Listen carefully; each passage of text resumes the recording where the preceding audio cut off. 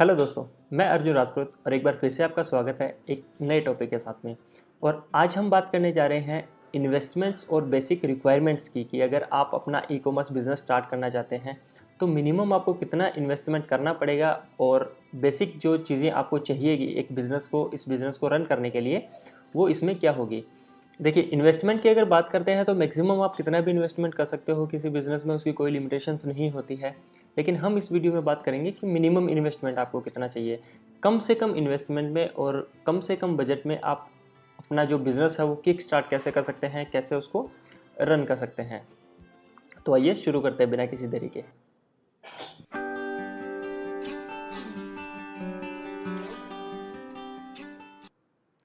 तो दोस्तों, सबसे पहले बात करते हैं कि आपको किन किन चीज़ों की रिक्वायरमेंट होगी एक बिज़नेस सेटअप करने के लिए, ई कॉमर्स बिज़नेस सेटअप करने के लिए।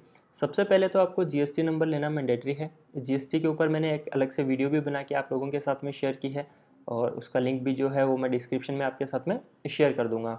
उसके बाद में आपको चाहिए एक डेडिकेटेड वर्क स्पेस, एक ऐसी जगह जहाँ से आप अपना जो बिज़नेस है वो रन कर सकते हो। चाहे आप घर से भी उसको रन कर सकते हो, अपने ऑफिस से रन कर सकते हो, शॉप से रन कर सकते हो। कोई भी आपको एक ऐसी जगह चाहिए जहाँ पे आप अपना जो पूरा सेटअप है वो करके और अपनी जो भी बिज़नेस टास्क रहती है इसकी वो कंप्लीट कर सको।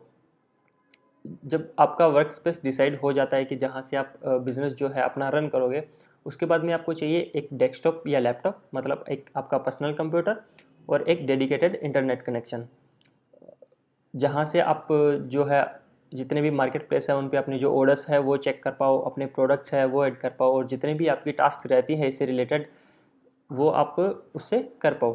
तो इसमें आपको एक सिस्टम की रिक्वायरमेंट होगी, लैपटॉप या डेस्कटॉप की, और एक इंटरनेट कनेक्शन आपको चाहिएगा।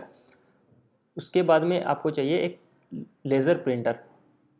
कोई भी आप बेसिक प्रिंटर ले सकते हो अगर आप इनिशियली स्टार्ट करना चाहते हो तो, और जिससे आप जितने भी आपके ऑर्डर्स वगैरह आते हैं उनके जो लेबल्स वगैरह है वो प्रिंट कर पाओ, और जितने भी इन्वॉइसेस वगैरह है, बिल्स वगैरह जो भी आपको प्रिंट करने हैं वो प्रिंट कर पाओ। उसके अलावा कुछ फॉर्म्स भी चाहिए लॉजिस्टिक कंपनीज़ को, वो आप प्रिंट कर पाओ। तो ये जितनी भी टास्क होती हैं उनको कंप्लीट करने के लिए आपको एक प्रिंटर्स की भी रिक्वायरमेंट इसके अंदर होगी।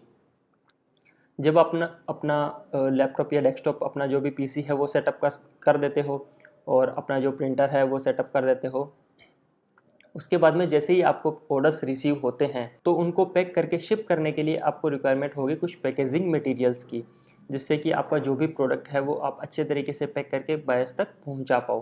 तो पैकेजिंग मटेरियल्स में बेसिकली आपको क्या चाहिए, एक तो आपको बबल रैप चाहिएगा, जिससे क्या होता है कि आपका जो भी प्रोडक्ट है आप वो बबल रैप करके जो भी बॉक्स या फिर टेम्पर प्रूफ बैग में आप पैक करना चाहते हो उसमें पैक कर दो, ताकि वो जो ट्रांजिट में टूटे ना और कस्टमर तक बिल्कुल सेफली पहुँचे। उसके बाद में आपको चाहिए कुछ बॉक्सेस और टेम्पर प्रूफ बैग्स आपके प्रोडक्ट के साइज़ के हिसाब से, कि जिस साइज़ के आपके बेसिकली जो प्रोडक्ट्स हैं वो रहते हैं। अगर आपके छोटे प्रोडक्ट्स हैं तो आपको छोटे बॉक्सेस चाहिएंगे, और अगर आपके प्रोडक्ट्स थोड़े बड़े हैं तो आपको कुछ बड़े बॉक्सेस या फिर बड़ी टेम्पर प्रूफ बैग्स चाहिएगी। और इसके बाद में आपको चाहिए जो कंपनी की टेप्स होती है, प्रिंटेड टेप्स होती है, जैसे आप अमेज़ोन की, फ्लिपकार्ट की, स्नैपडील की प्रिंटेड टेप्स आपको इन कंपनीज़ पे ही मिल जाएगी, तो वो टेप्स आपको इसके अंदर चाहिए।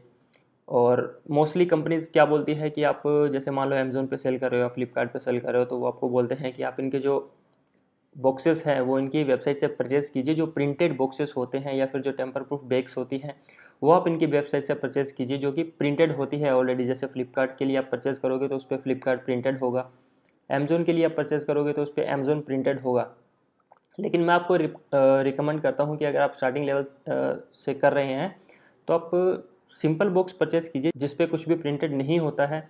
आप मार्केट से वो परचेज़ कर सकते हैं। ऐसी बैग्स परचेज़ कीजिए जिस पे कुछ भी प्रिंटेड नहीं होता है।